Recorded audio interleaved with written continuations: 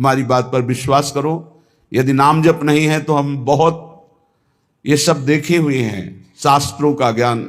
आप आश्चर्य मानेंगे, जिन महापुरुष की बात कर रहे हैं वो कह रहे हैं मैंने वेद संपूर्ण पढ़ा है, गीता जी की व्याख्या कर सकता हूं, साफ शास्त्रों का ज्ञान है, कोई भी शास्त्र आप बोलिए हमें पता है, पर मेरी स्थिति नहीं। इसलिए मैं आपसे कह रहा हूं कि अब आप ही ये बात, सब शास्त्रों का ज्ञान है, सब संतों से मिले हैं। अंदर की बात, निरंतरता लक्ष्य में ना होना, सातु दीर्घकाल निरंतर सत्कार सेवितो दृढ़ भूमि। हमारी प्रार्थना को समझना आप। वो कह रहे थे हमें वेदों का ज्ञान है, संपूर्ण वेद पढ़े हुए हूं।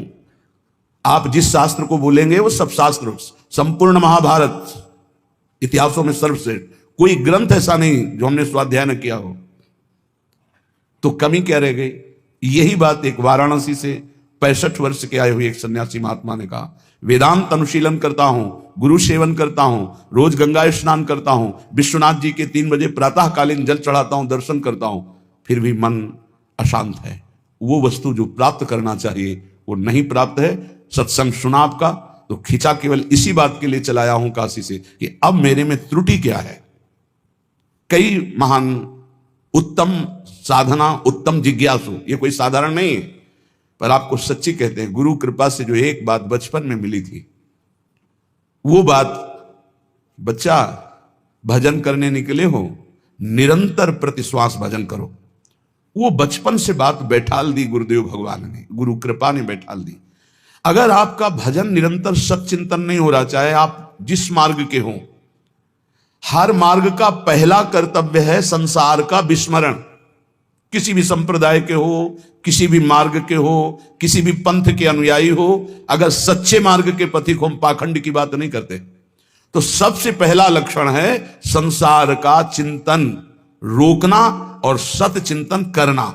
उस सत में आप वाहेगुरु बोलो, ओंकार बोलो, राम बोलो, हरि बोलो, कृष्ण बोलो, राधा बोलो, जो मन भावे, पर पहले असत चिंतन का त्याग करो, सत चिंतन की वृत्ति लाओ। और सच्चिंतन की वृत्ति कैसी? देवर्षि नारद जी कहते हैं, अव्यावृत भजनात्, अखंड स्मृति।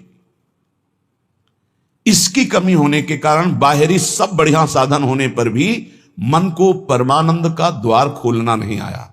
वो यही है, अंदर है। कल चर्चा की थी कि जैसे एक मकान, उसके अंदर कमरा, कमरे के अंदर भुइंधरा, वहां बैठा हुआ है चिदानंद स्वरूप, वहां प्रवेश करना है। वो दरवाजा गुरु कृपा से प्राप्त मंत्र और नाम के निरंतर चिंतन से प्राप्त हुए ज्ञान से खुलता है।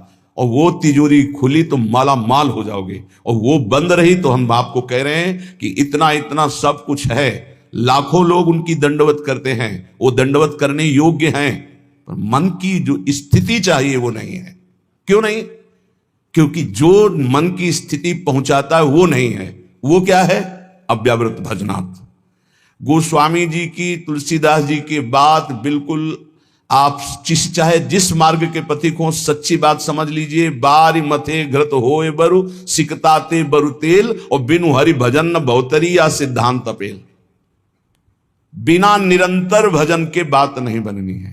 तो यहां कह रहे हैं, करो मन श्यामाजू सोनेहा, रहो तुम बैठे निज गेहा, लगा है दांव ये देहा, न जाने योनि फिर के हा, चतुर जग में बड़ो कहिए।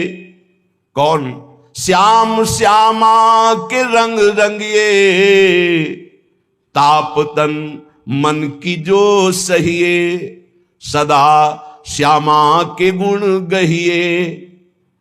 जगत में जीव हरि प्यारा, सबन का श्याम रखवारा। जिन्हों के रूप रंग न्यारे, बनाए मैं इनकी जाऊं बलिहारे। सबन में दोष गुण मिश्रित, धरे हरि राखी निज आश्रित। विराजय आप अंतरहित, सबन में दूध में ज्यों घृत। बहुत सुंदर वर्णन। हे मन, तुम कहीं भी हो, भागने की जरूरत नहीं। इसे बहुत अच्छे से समझा जाए। आप कहीं भी विश्व में भागकर चले जाएं, यदि भजन नहीं हो रहा तो आपका मन निर्विकार नहीं होगा, और विकारी है तो आप गंगा में खड़े होकर भी शांति नहीं पाएंगे।